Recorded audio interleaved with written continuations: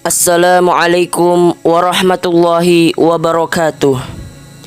Sahabat-sahabatku yang insya Allah dirahmati oleh Allah Subhanahu wa Ta'ala. Allah Subhanahu wa Ta'ala berfirman di dalam Al-Quran. A'udzu billahi minasyaitonir rajim. Bismillahirrahmanirrahim. Qul in kuntum tuhibbunallaha fattabi'uni yuhibbukumullah wa yaghfir lakum dzunubakum wallahu ghafurur rahim. Qul athi'ullaha war rasula fa in tawallaw fa innallaha la yuhibbul kafirin. Shadaqallahul azim. Yang artinya, katakanlah, jika kamu benar-benar mencintai Allah, ikutilah aku. Niscaya Allah mengasihi dan mengampuni dosa-dosamu. Allah Maha Pengampun lagi Maha Penyayang. Katakanlah, taatilah Allah dan Rasul-Nya. Jika kamu berpaling, maka sesungguhnya Allah tidak menyukai orang-orang kafir. Al-Quran Surah Ali Imran ayat 31 sampai dengan 32. Kaum muslimin rahimakumullah, ayat yang baru saja kita dengar tadi terdapat di dalam Al-Quran juz ketiga, tepatnya pada surah Ali Imran ayat ke-32. Ayat tersebut menegaskan tentang pentingnya kecintaan kepada Allah dan Rasul-Nya. Sesungguhnya kecintaan kepada Allah dan Rasul-Nya adalah di atas segala-galanya. Karena kecintaan kepada Allah dan Rasul-Nya adalah salah satu landasan keimanan yang sangat mendasar, bahkan menjadi salah satu ciri orang yang telah merasakan manisnya keimanan. Sebagaimana Rasulullah Shallallahu Alaihi Wasallam sabdakan di dalam hadis dari Anas radhiyallahu an, dari Nabi Shallallahu Alaihi Wasallam bersabda, 3 perkara jika terdapat pada diri seseorang, niscaya akan dia rasakan manisnya iman. Pertama, orang yang menjadikan Allah dan Rasul-Nya paling dia cintai dari selain keduanya. Hadis riwayat Bukhari Muslim dengan redaksi Muslim.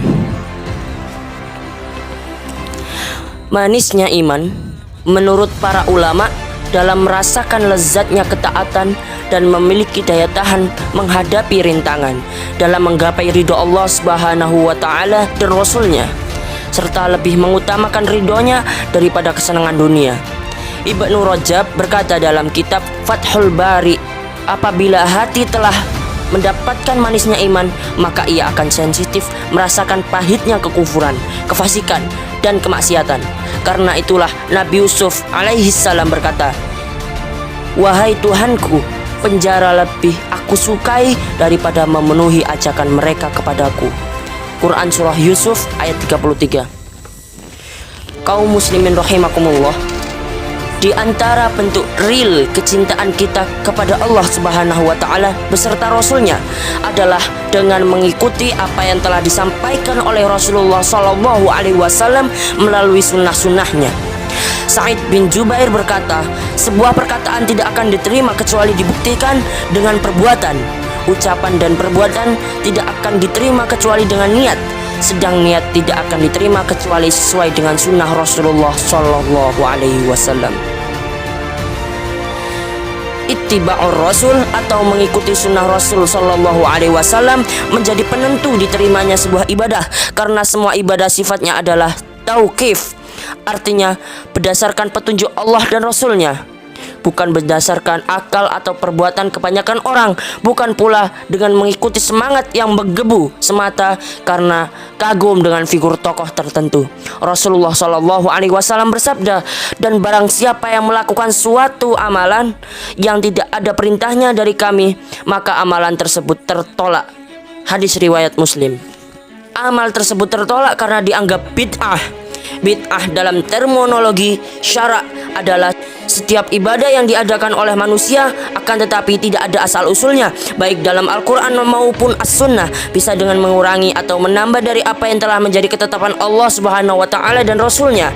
Imam Sufyan Ats-Tsauri berkata, perbuatan bid'ah itu lebih disukai iblis daripada perbuatan maksiat, karena orang yang melakukan maksiat bisa jadi bertobat dari kemaksiatannya, sementara orang yang melakukan bid'ah tidak akan bertobat dari kebid'ahannya. Kenapa demikian? Karena pelakunya merasa tidak bersalah, maka otomatis ia akan merasa tidak perlu untuk bertobat darinya.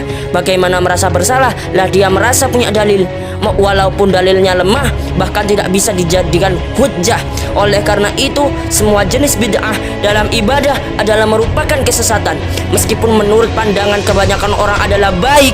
Dalam hal ini Abdullah bin Umar radhiyallahu an berkata, setiap bid'ah itu adalah sesat sekalipun orang-orang memandangnya tampak baik.